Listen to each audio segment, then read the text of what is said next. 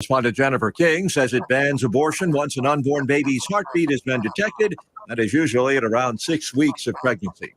Watching Wall Street, stocks are mixed. Right now, the Dow is up 126 points, and the NASDAQ is down 36 points. The S&P, a fraction of a point higher. More on these stories at townhall.com. At Harry's, I would like to personally invite you out to the Blue Family Fund Casino Night. An evening of all your favorite casino games, next level auction items, great music, and an open bar.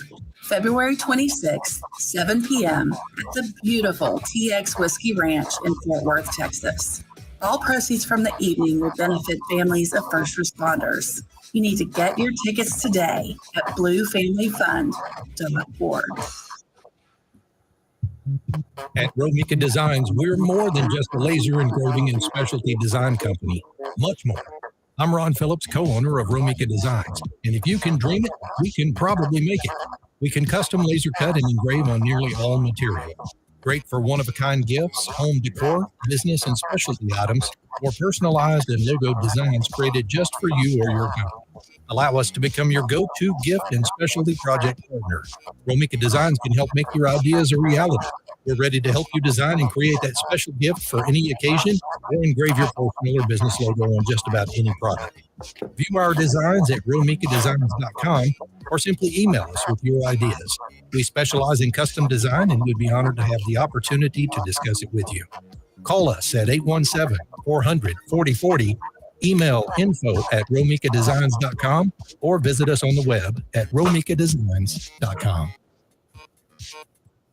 Fast Track Student Loans can get your student loans out of default, stop any wage garnishments, stop collection calls, and stop seizure of your tax refund. Give yourself a break. Stop the stress and get your student loan payments down to as little as $25 a month based on what you can afford to pay. 800-709-4395, 800-709-4395, 800-709-4395, 800-709-4395. You're listening to JoCo Community Radio.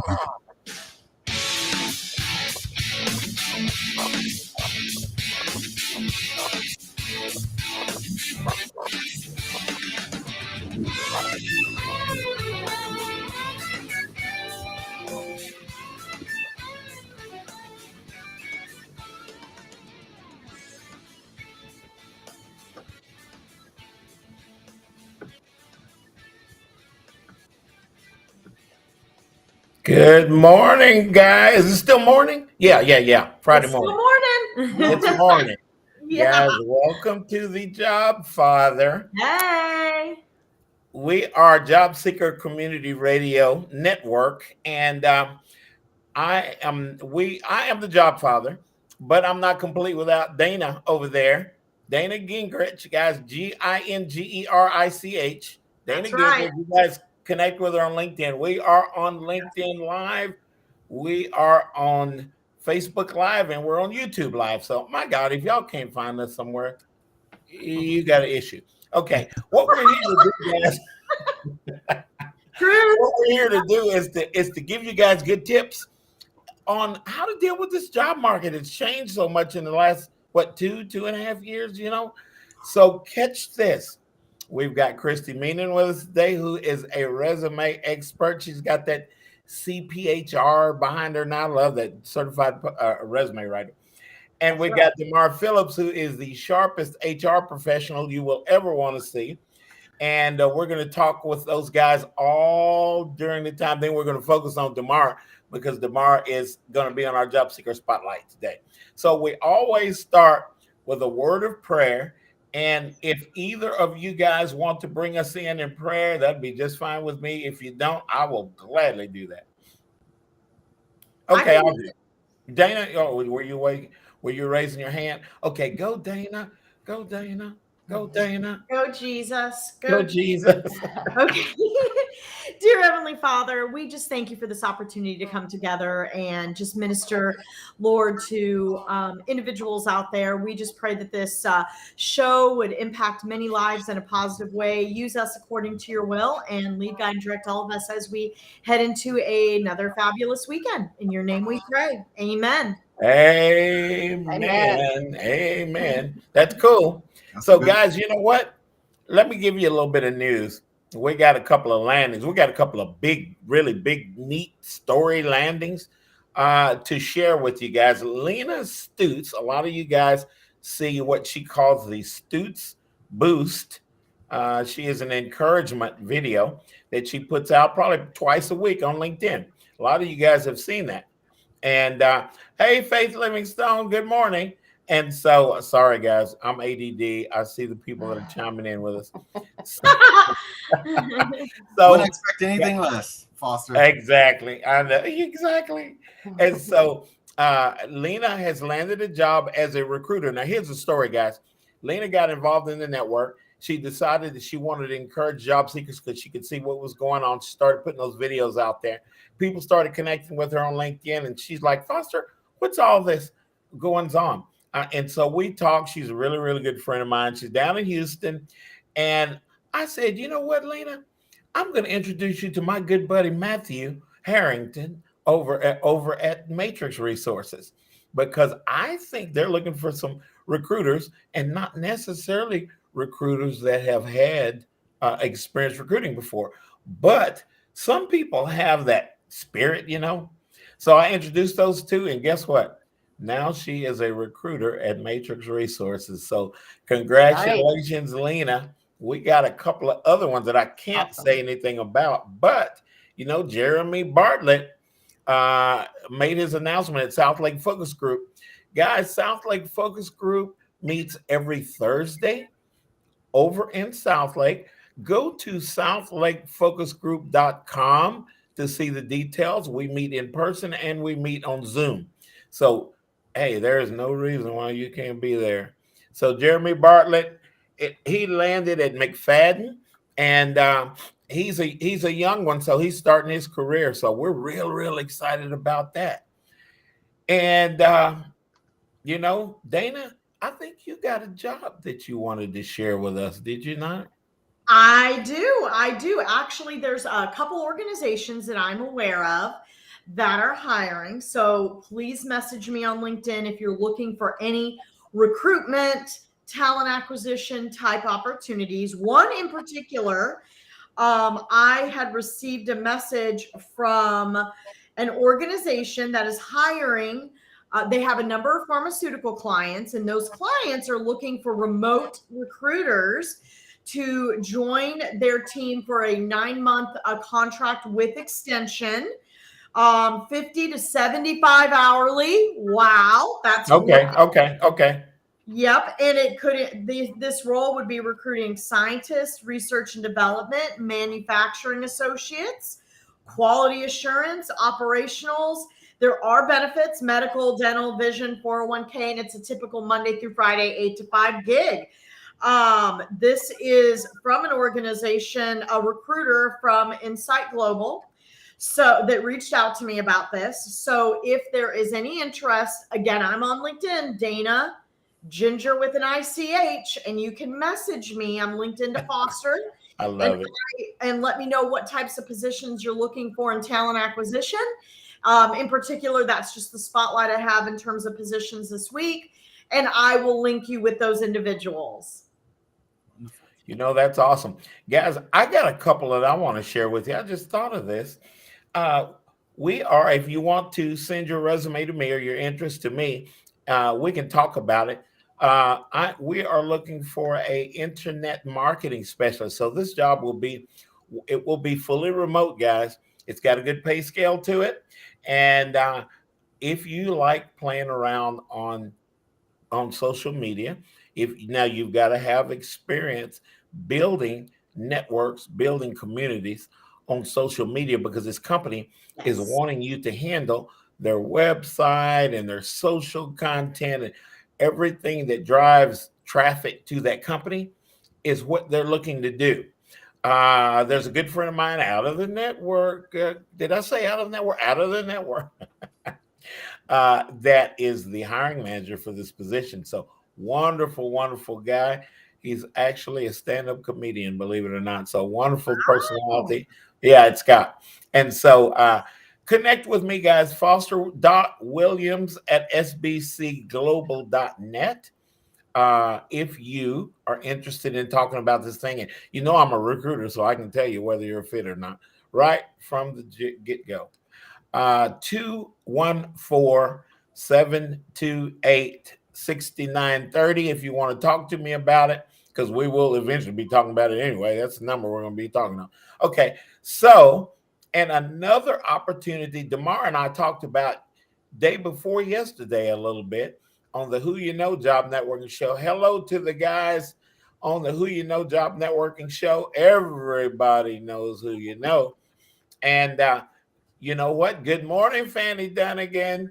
And Fanny's part of us too. Trevor and Mark and Fanny Dunnigan. Hey, Hello, y'all. Fanny. Good morning. And so, guys, this particular opportunity is a very senior level HR business partner. This particular opportunity, in an HR business partner, you guys know who you are. You've been in HR. You've been all through HR. You are the one that runs the traps, as Foster likes to say, on situations in companies with HR. So if you've been in HR, if you're an HR business partner, we ought to talk. This job will be mostly remote. Believe it or not, the company exists up in Northwest Illinois. So a couple of trips up into the frozen tundra. Only 8 months out of the year, Foster. Oh, yeah, exactly. A couple of trips up there, but you can handle that job from remote. That's right. That's cool. So contact me as well for that one, guys. Foster.williams@sbcglobal.net. And I would, if you're fit for it, we'll talk anyway. I want to talk and connect with all of you guys out there. Please find me on LinkedIn, guys, and connect with me. You'll see this show actually on LinkedIn. And so Foster.williams@sbcglobal.net. Okay. So, guys, today our focus is we're going to be talking about resumes, and we're going to talk a little bit about LinkedIn. We've got Kristi Meenan with us. And you know what? Kristi, tell us what you like about resumes. What are some of the first things that you share with your clients when they're wanting to build a resume and all that kind of stuff? How does it work? How do you go through all that stuff? Oh my gosh, where do I start? So the first thing that I do when I get a client on the phone and we're looking at their resume is I ask the question, is there a hook? Is there something that if I skim your resume in 10 seconds, is there something that makes me want to invest more time in reading the resume? So similar to a good book or similar to a good movie, you have to have a hook. You have to grab the recruiter's attention right out the gate. And if you don't, then you need to figure out something to put in your resume that is impressive. And if you can't think of something that you feel is impressive, you might want to have a conversation with somebody and they might realize something that they feel is impressive that you don't even recognize because you're so close to it. I think the biggest way to make it simple for individuals looking for jobs, I love this idea. This is fabulous. And the best way I think to really put a hook in there is take a few minutes to really understand the position that you're interested in for, and make sure that your resume or CV effectively relates to the position and draws the reader in. Typically, I recommend putting a professional summary at the top that kind of pulls you in, that is core to highlighting why you're a good fit for that role. For sure. And then a skills section. And that is a simple, practical way that you as job searchers can showcase exactly what we're talking about and show why you're a good fit for that role and why you're applying. I agree 100%. You can tell Dana's a recruiter. That's fantastic, and if you think about at the top, the summary, I like to call it a positioning statement. So you're kind of setting the stage. Right. And then like what Dana said, you go directly into the skills because that's the first thing a recruiter is going to want to verify or validate, do you have the skill sets? Then that next section could likely be, 1, 2, 3 impressive things that you've done, specific. Don't just say you're an influential leader. Give an example right behind it that proves it, because you're looking for that validation. Absolutely. D'Mar, you're in HR, man. You see this stuff all the time. What do you like about resumes? I think I'm one of those guys that look at, do you have run-on sentences? Is the punctuation correct? Did you take the time to make sure that the resume reflects you and your work ethic as part of the process? And I think sometimes we are such in a hurry. Yes, I see that job, I just want to post, that we don't often make the job and the skill set on the resume reflect the attributes of the job. And so, both Dana and Kristi are absolutely correct. Selfishly, since I am in the market looking, I do have a couple of questions if I could ask here. Specifically, I received some feedback from a colleague who talked about email addresses and the use of like a Yahoo account versus a Gmail account, that there is a perception potentially that if you are a Yahoo user, because that was early internet, that you might be kind of stale. Is that an accurate is that accurate first, or does the email address matter? That's a really good question. I think that is probably going to be minor in the grand scheme of things. If you have a Yahoo account or a Hotmail account, for goodness sakes, my parents even have AOL accounts. Oh my God. Honestly, Foster, I might just put a little plug in right here. So I do have a resume business called Resume Key LLC, and I get these kinds of questions a lot. And of course, I believe that you have a great panel of individuals and an expert that we have here on the show today that can also give her feedback on this. Right. But in my opinion, I don't think that's as important as what goes before that, to make sure it's a professional, Dana.Gingerich, not hotrockstar@gmail.com. It's really what's before, not so much the site you're using. If you're really worried about it, create a Gmail account just for your job search, right? Yeah.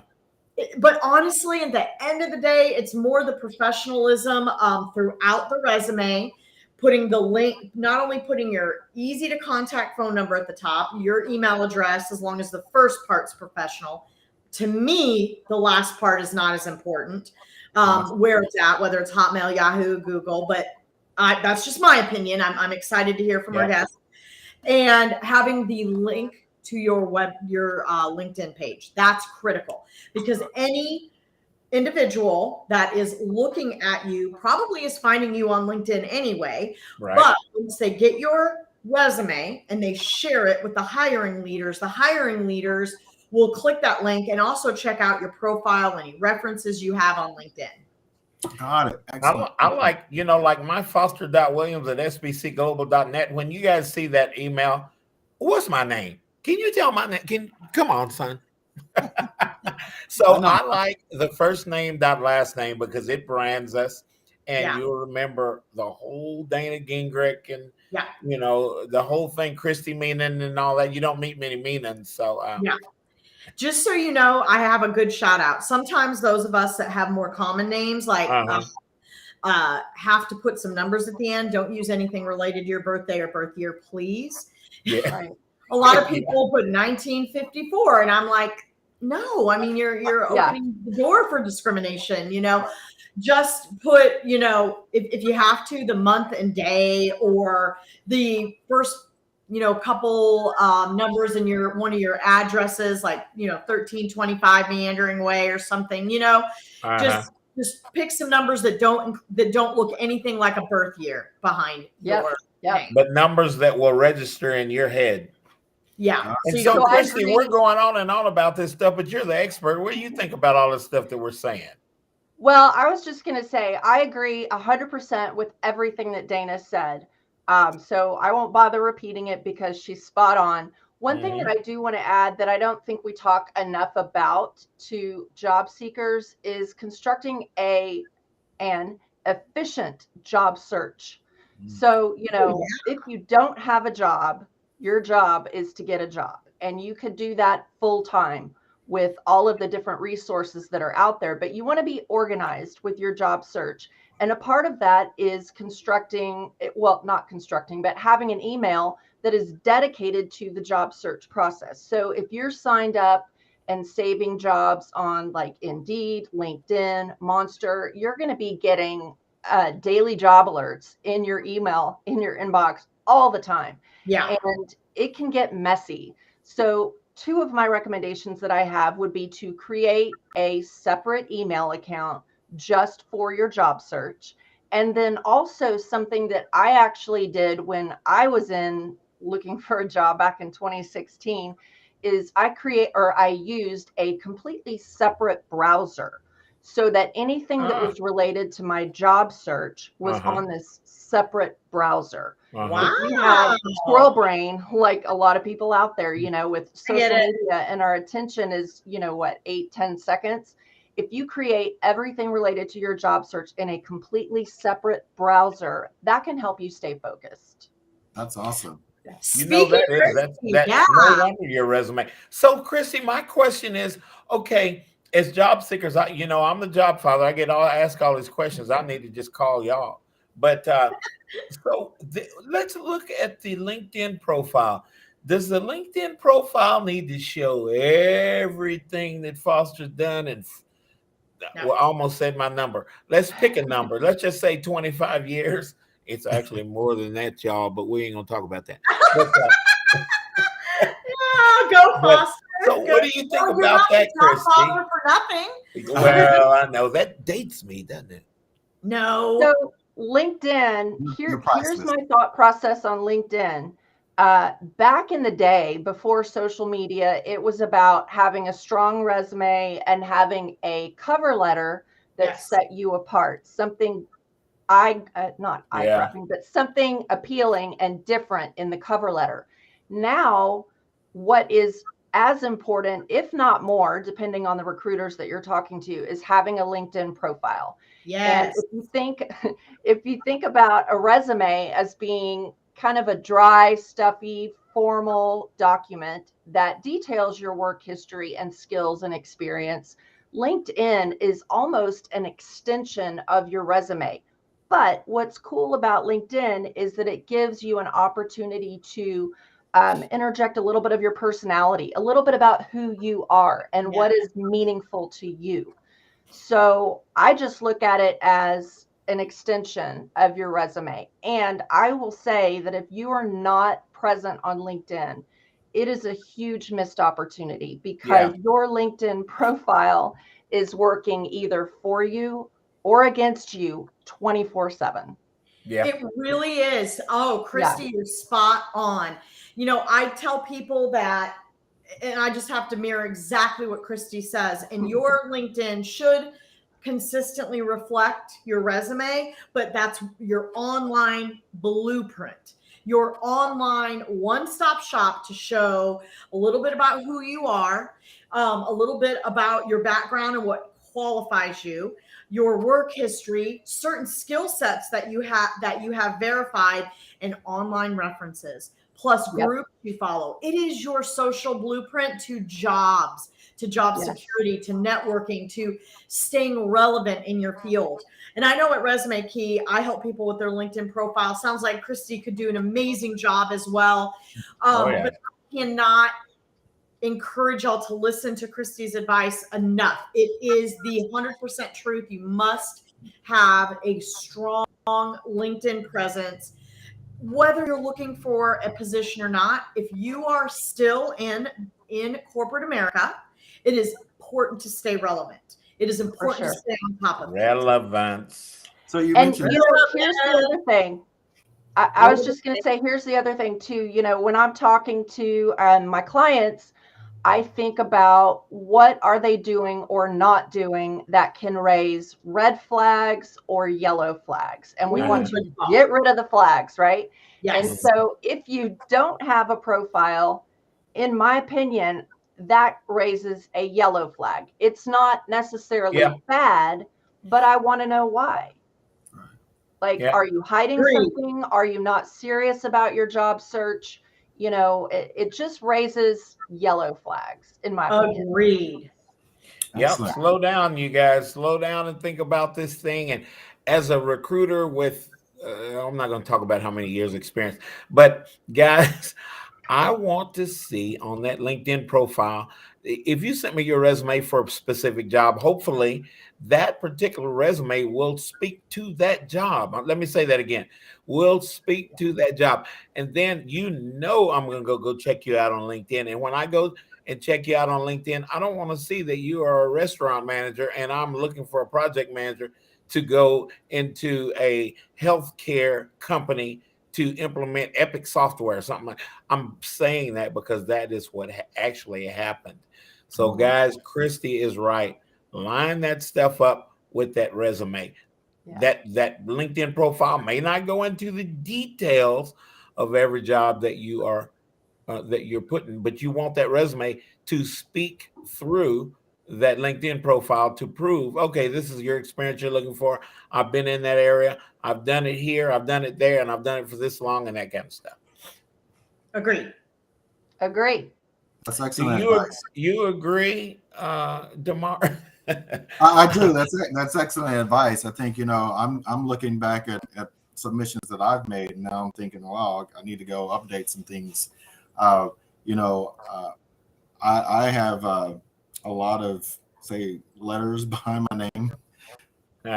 Relevant is keeping that information. Is that a turnoff to some people that are recruiting for different roles?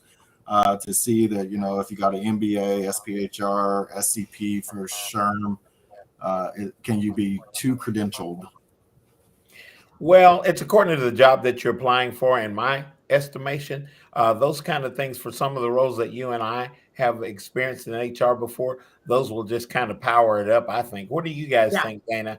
I agree. I think, okay, there are times when people aren't focused on a certain field, right? And they're more of a generalist versus a certain career path, and they just get a ton of different certifications, but they don't really have the work history to back that up. That's one thing. But if you're, you have a relatively dedicated field that you have been growing in and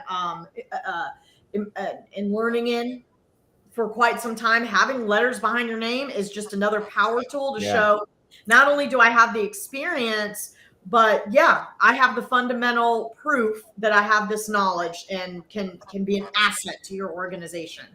I've known D'Mar for a while, and his arena is one where he definitely wants to do that because he's not only in HR, but he's in HR leadership. D'Mar could be your number one HR guy. He could be CHRO. He could be number two. So, okay, I'll shut up. Go, Kristi, before we go to commercial.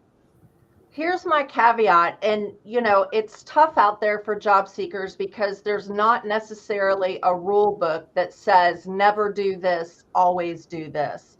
But when it comes to credentials, be mindful of the role you're applying to. And if it's a entry-level role or, something that requires less experience, you don't want to shoot yourself in the foot by being overly credentialed either. So if you have four designations under your name and you're applying to an entry-level role, that might actually work against you. I don't know. I'd be curious what you think, Dana. Yeah, I agree. Like if you're applying to an entry-level role, that's a very kind of a one-off situation. Then I would keep your credentials in the education section and not at the top next to your name. Right. So just as a rule of thumb, if I could ask, how many resumes, different types do you guys recommend that someone has that maybe has 5 to 10 years experience? Yeah. Well, this is all based on the fact, are you applying to positions within a certain field? How about I hear the music, guys. We have to go to commercial break. We will be back on this Jobfather, and we will have D'Mar Phillips. We'll be focusing on D'Mar's job search and all that stuff. And we'll answer your question after. Travelers, do you want to save money on your next flight? Then pick up the phone and call. That's right. Call, because the best prices are not online. They're with SmartFares. See, SmartFares has special deals with the airlines. When they have unsold seats, they use SmartFares to fill them. So you get airline tickets at ridiculously low prices. Our prices are too low to publish online. With the extra money you'll save, you can book another trip or treat yourself to dinner or shopping. So stop searching all of those travel sites to find the lowest price on your next flight. Let one of our SmartFares expert travel agents find ridiculously low prices for you. Call SmartFares today and get the best price on your next flight. Guaranteed.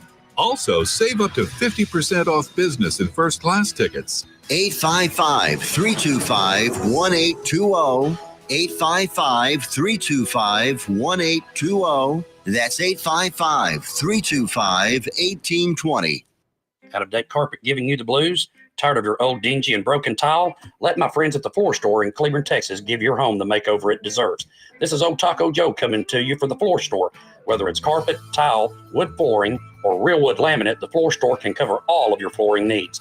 Located at 405 West Henderson Street in Cleveland, Texas, owner Brent Harris can help. Shower tile, tub surrounds, even backsplashes. Give him a call today at 817-641-9444. The Floor Store, they got you covered.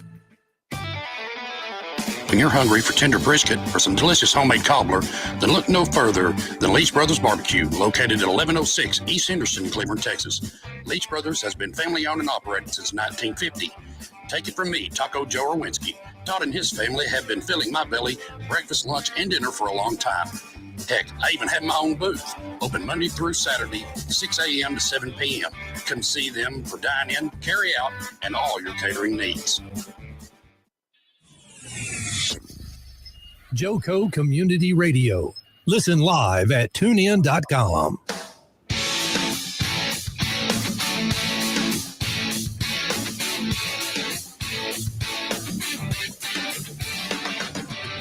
All right, guys, we are back. Now, we're back on Joco Community Radio. I want you guys to remember Joco Community Radio. It stands for Johnson County Community Radio. You can Google up Joco, and it will tell you all sorts of things about Johnson County Community Radio.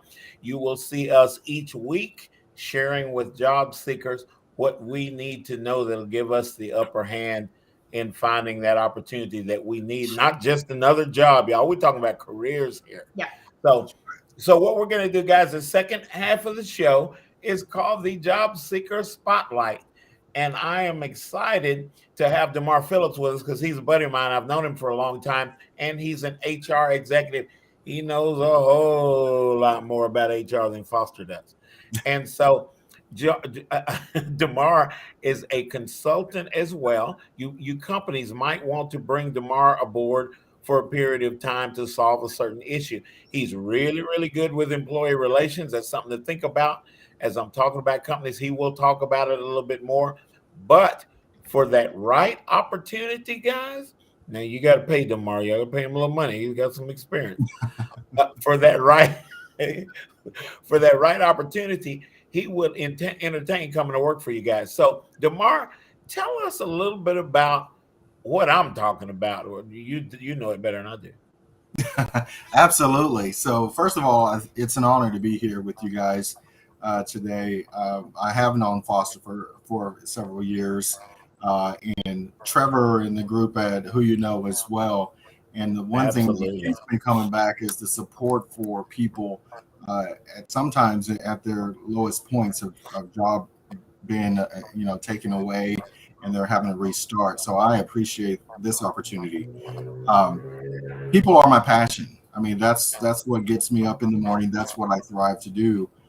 In organizations where employee relations is important, where they have a voice and that they matter, is the work that I seek to do. You talk about employee engagement efforts. Corporate culture is extremely important.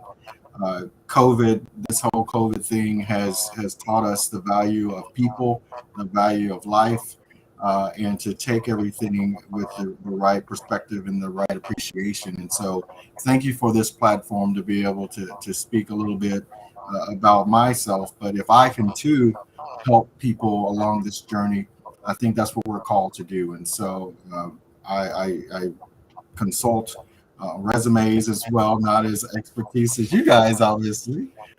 You've made it a career. It's a passion of mine to help develop and to mentor and to support people to be able to get to the next level. And so if I can give as well, by all means. So you expand a little bit more, D'Mar, on your strategy as you go into companies and you talk with folks about employee relations, how you're able to increase the retention, how you're able to roll out programs and get people excited, employees, of course, get excited Absolutely. about certain programs and things. Excellent question. So for me, the first 90 days at any organization, not only is your quote unquote probationary period, but that's where you have the most ability to listen before you act, right? And so we often are taught that you need to make an impact within the first 90 days. And so people are gung-ho trying to deliver that key idea, that key initiative, that key, kind of project to have some success.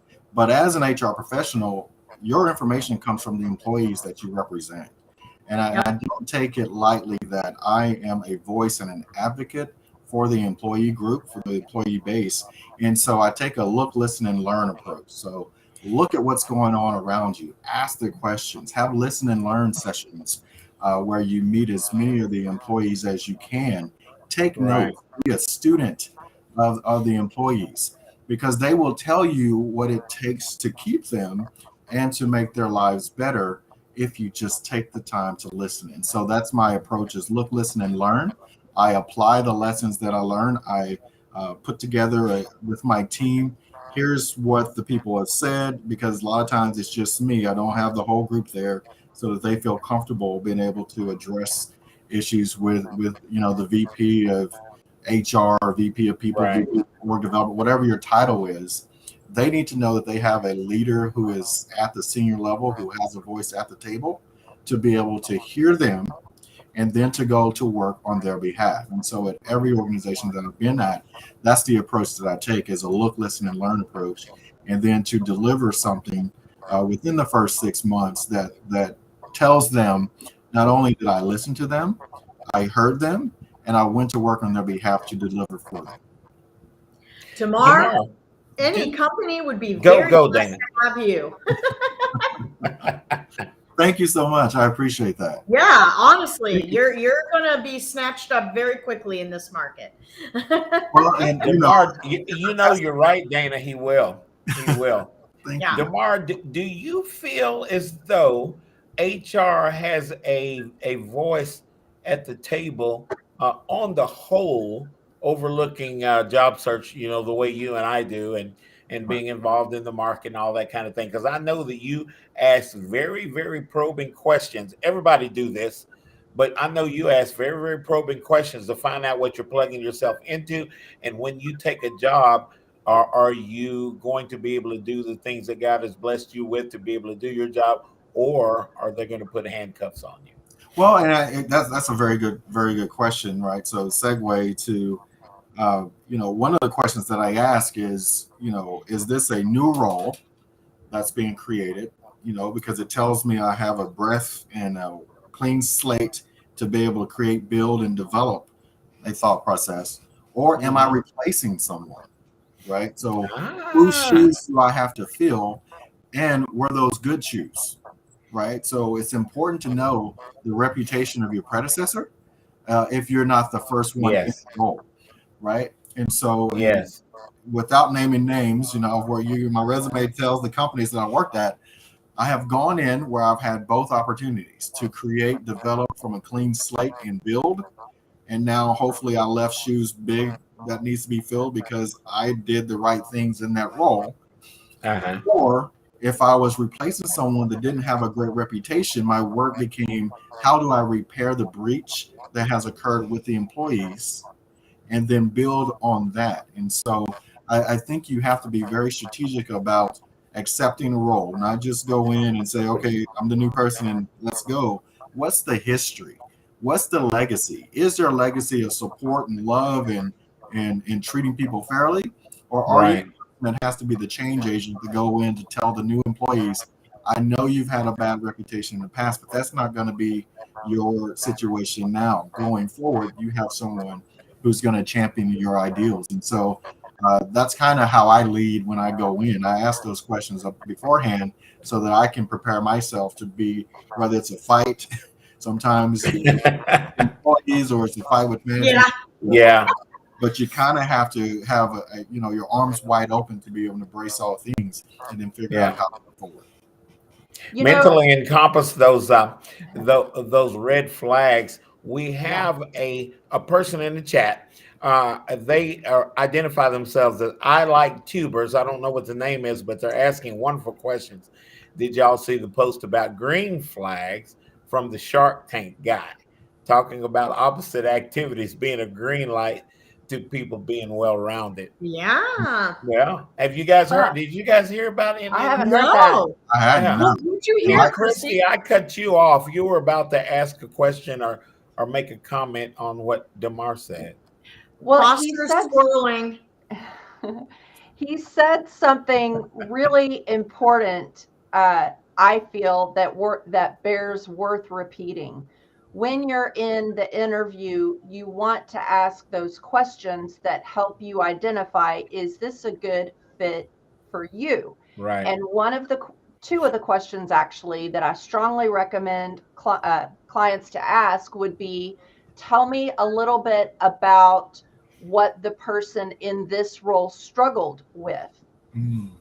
Because that gives you insight into what you could be walking into. You don't want to walk into a hot mess. And to follow up, it's important how they answer, but it's also important those nonverbal cues. So when you ask that question, do they start shifting and get uncomfortable? There you go. Because that's a red flag.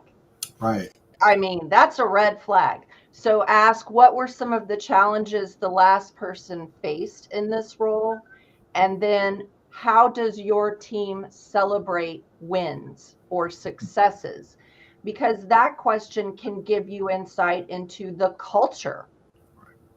Right? Well, really good point, Kristi. That's great.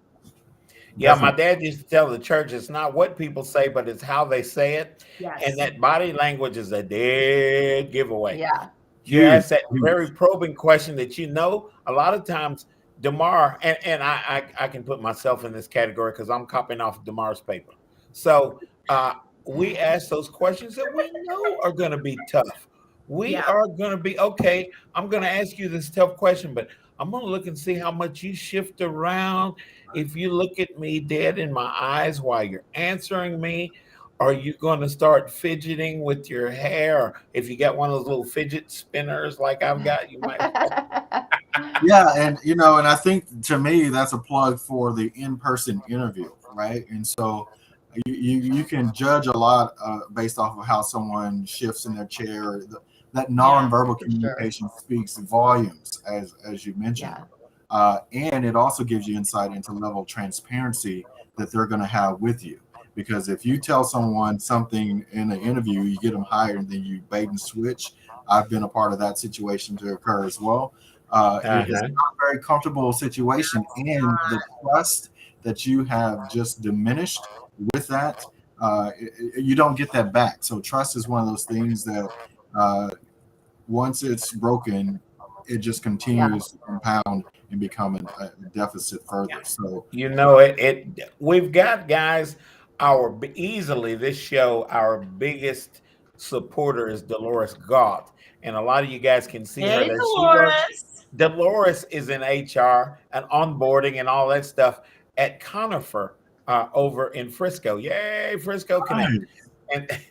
And Dolores asked a wonderful question. I also recommend asking the hiring manager to talk about a time when an employee changed their mind, I guess probably midstream of something that we were doing. Yeah. Excellent question. Yeah, that's a good question. Yeah. Hey, Foster, if you don't mind, I'd like to ask D'Mar. Did I interrupt anything? Well, we want to get Dolores's question answered. I think. Oh yes, let's get it answered. Yeah, and then definitely hit Lamar. Just bust him upside the head with your question. I will bust him upside the head. Now I forgot the original question. She was asking D'Mar, what if an employee midstream changed their mind? How does the hiring manager ask that hiring manager in that interview, What did you do when an employee changed their mind midstream? Wow, that's a great question. So that is a good question. Yeah. Yeah, I mean, it takes some reflection. I don't want to be off the cuff and just respond. I think it depends. So is it mid offer that you're going to provide someone with this, then they change their mind, or is it someone that has that's already working for you that maybe decided that they didn't want to go further in this and stay where they're at? I think a little bit more context would help me to be able to properly frame the question. I think how you treat people matters in the end. So yes, if you are a person of integrity and an employee changes their mind, okay, do the work to understand the reasons why, right? Because it could be family situation, it could be too much responsibility, too fast, too soon.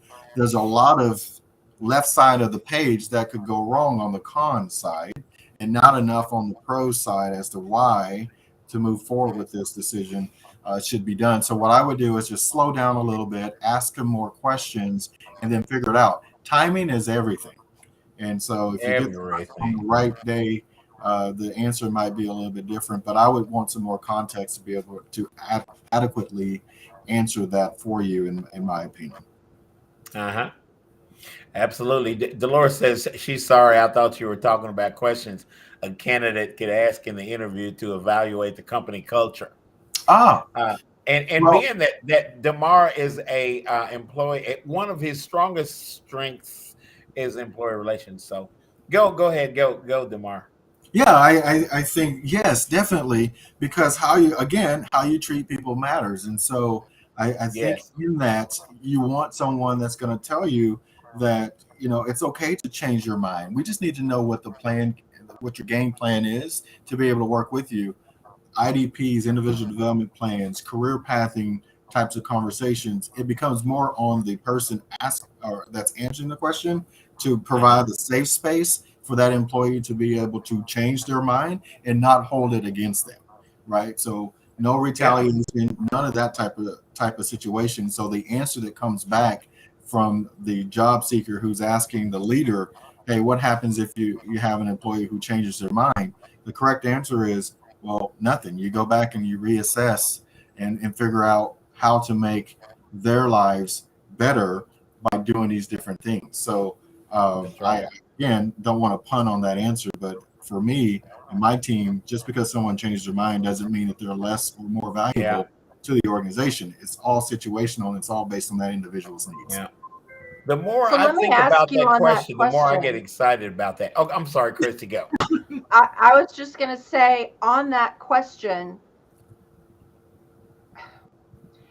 I just feel like it's really important for job seekers to know this, that if you commit to an organization and you say, yes, I want to move forward, right? And they extend the offer and you accept it.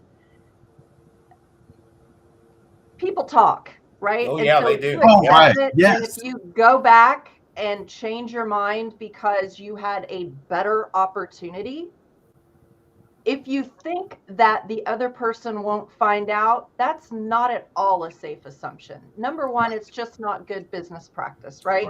But then also, if you think that they're not going to find out, I mean, I know this show goes throughout the country and all over the world. I understand that. But a lot of people think, oh, Dallas-Fort Worth is such a big market, they'll never know. Well, it's a small market. I mean, it's large, but people talk. And it will destroy your reputation if you are not mindful of that. And that's all I wanted to say. Yeah, and to add on to that, because we've had it happen where we've extended offers to employees or potential employees, and we know that they had signed on the dotted line, returned the information. The day that they're supposed to start, they don't show up. Reach out. HR does their due diligence. Hey, what's happened? What's going on? We've been in dialogue this whole time. We've answered all your questions. Then they start coming back with more and more questions about, well, what's the benefits package specifically? What about this? What about that? How much PTO? All that means is that they've gone back. Their employer has countered, and they're deciding to stay with that organization, but they leveraged the offer that you had provided them to be able to hold their employer hostage to be able to negotiate a better deal. That happens, right? And so it takes a really big organization to say, okay, I'm not going to hold that against you. The reality is people talk. People do talk. I think I'd like to add on a little, or I know I'd like to add on a little bit right here. You know, in all the years of working with individuals and closing out offers and getting people to start, I do think that there is some responsibility us as talent acquisition and HR professionals must take to provide a good onboarding process and communicate throughout the process. And then on the flip side, the individual going through the process, if there's ever a circumstance where you've signed on the dotted line and you've accepted a job, it should always be the exception, not the rule. Because if you're in the if you just do a no call, no show and don't show up, that is huge. If something major comes up, it is always critical to reach out to the company right away, communicate what's going on, provide information, and handle your affairs with integrity. And if you do have a one-off situation, it's critical to do that. Very critical to do that. So I want to make sure, if you don't mind, that we are highlighting D'Mar as much as possible during this time. And I just love these questions. I think they're absolutely critical to what we're doing. And the feedback and the communication seems to be consistent from all of us in terms of guarding your reputation, communicating, and making sure that if you have to have a tough conversation, you have the tough conversation. But D'Mar, for those that are just now tuning in, and for those that maybe have been listening for a little bit, we understand you have a wonderful breadth of experience in HR, not only experience qualifications, but certifications and education to back you up. But what I'd like to find out a little bit about is your areas of expertise within HR. Yes, you're a consultant and you have a lot of areas. It seems like that you've impacted HR, but if you were to say, hey, in my next job, this is my ideal situation. This is what I'm passionate about, and this is what I can do the most for. Could you give us a little backstory on that? What are you most passionate about, and what type? There's so many different types of HR roles out there. What suits you best? Yeah, so I'm a little bit of a control freak. So anything that's VP, CHRO, CDO, CPO, right, where the buck stops here. I like to be the decision maker at that level to be able to know that we're treating people correct. I think that's just, we can laugh at that a little bit. That's a little joke. I'm not that much of a control freak. The employee relations, employee engagement, I gather energy from being around people. I will never survive any organization anywhere where I can't interact with people, because that is my life force. Culture index scoring, I'm a social aspect is a 10. My autonomy is a 9, so I'm a perfect little zigzag. But being around people where I can help to create programs, develop, train, mentor, give them the strength to go on, give them the inspiration, the motivation to be able to charge through that brick wall that we need to be able to deliver results on behalf of the organization and to build their careers forward.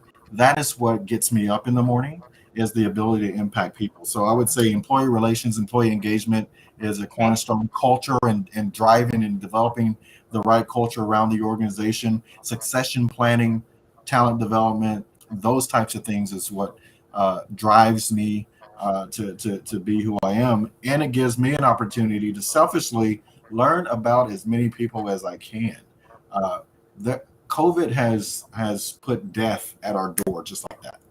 There's so many people that are sick that don't even know it, that they were on work on Monday, they're gone by Thursday, because this disease knows no color, no bounds, no socioeconomic class. It does not care that you have a PHR, SPHR, or that you're the CEO or the doorkeeper. It doesn't care. And so I like being the person that can implement compassion at the organization to ensure that people are dealt with fairly, treated equitably, and that diversity and inclusion is not just a a clarion call, but it's actually a real rooted mission at the organization, so that we can have people who sound like us, look like us, talk like us, to be part of the decision making, that has a voice in the room with us as those decisions that are done to impact customers and to impact our employees. That's what that's what drives me. Very well. Yeah, said. my buddy Yeah. Foster is listening, and I hope that answered part of your question, Foster. So it sounds like you are looking more for senior director, VP, HRO level type roles where you can strategically impact the areas that you just communicated, but you want to remain very hands-on and really be the face of the organization for the people. Right. Absolutely. So prior role was VP organizational development. Prior to that, that was a position change about a year into Claris. And then I was previously vice president of global people services because we had international headcounts. I changed the name from HR when I started at Claris because human resources, as we were talking about, had a negative connotation to it. And some companies, deficit at the company had been breached. And so when I started, spoke with the employees, heard their stories, spoke with my team, said, hey guys, we need to represent the people, and we're going to change our name to Global People Services because we were international people services. And so I wanted to put people back in part of it and ensure service is what we do. We are a support function. We don't generate a nickel of anything other than putting the right people in position to be productive on behalf of the company. And so I did that to help support that recommitment to the employee base, that they matter, that you now have a voice and an advocate in the C-suite to be able to ensure that every decision that we made at the executive team level would have them front and center. And that's my mission even to the day that I left. That is fabulous. And that is fabulous. And you brought up something I think that's important for job seekers to know, that human resources, people services, I love the creativity and ingenuity behind that, has evolved, I would say, significantly over the last 10 to 15 years. Right. And we're really going in a direction of support for the people, because organizations as a whole over the last 20 years have gotten away from supporting and growing and mentoring their employees. And so I feel like the pendulum is starting to swing back a little bit for organizations to show how important their employees are, how they want to invest in their growth and success. And someone like you, D'Mar, I mean, an organization would be very blessed to have someone like you to support their organization in those types of goals. Because in this day and age, with the market the way it is, if a company doesn't provide a healthy culture or make the effort to get back to a healthy culture, people are going to leave. They're going to go elsewhere. The market is too hot. Right. It is market's hot. Market. We saw that last year. Very good point. And, the great resignation. The great resignation, right? I mean, Yeah. that's the moniker. Well, guys, you're hearing that music, and it's time for me to interrupt and shut down. I want to thank Kristi. I want to thank D'Mar. I want to thank Dana, because I can't do none of that. Thanks, Thank you, guys. Yes, next Friday. This has been awesome. Secretary of State Antony Blinken says that there's a risk that Russia may decide to invade Ukraine